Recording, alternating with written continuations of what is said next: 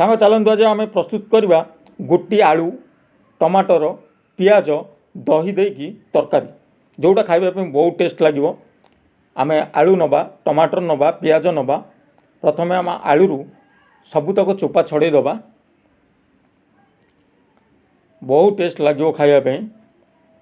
आमर सबुतक चोपा छाड़ीगला ताको आम दाग देदेबा कंटा चामचर अल्प अल्प दाग देदेबा। आपण चाहिए छुरी रे अल्प अल्प काटी मध्य पारिबे जाफल आमर मसला भितर को भल भाव में जापर एवं आलू मध्य सीझीज। आमर सबुतक दाग दिया ही जाइए। एबे आमे तेल गरम करिबा।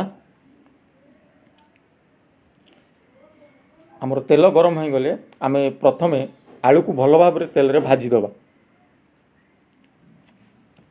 आमर आलू को 10 मिनिट आमे भल भाव में तेल रे भाजी दबा।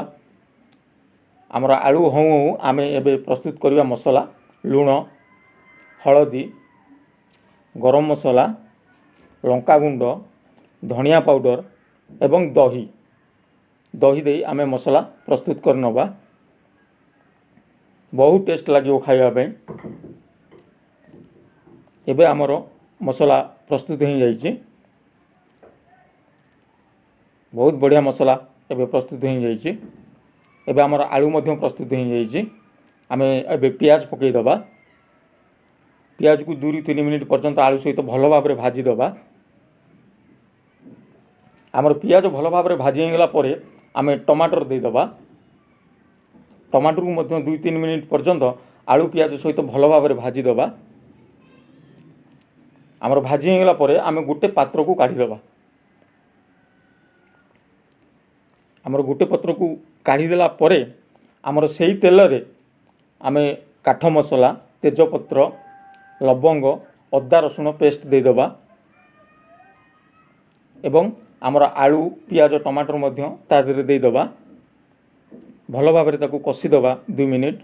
आमर कषी होगला परे आमर दही रे जो मसला आमे प्रस्तुत करथबा ताकू दे दबा।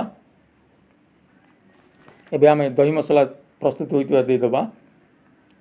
एबे अल्प आमे पानी दे दे ताकू भल भाव में 2 मिनिट कषी दबा एवं तापरे आमे घोड़े दबा।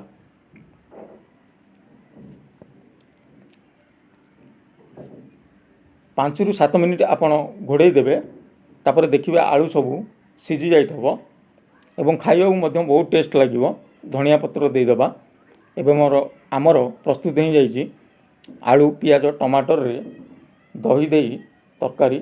आपण भात सांगे खाइबे बहुत टेस्ट लगे खाइबा।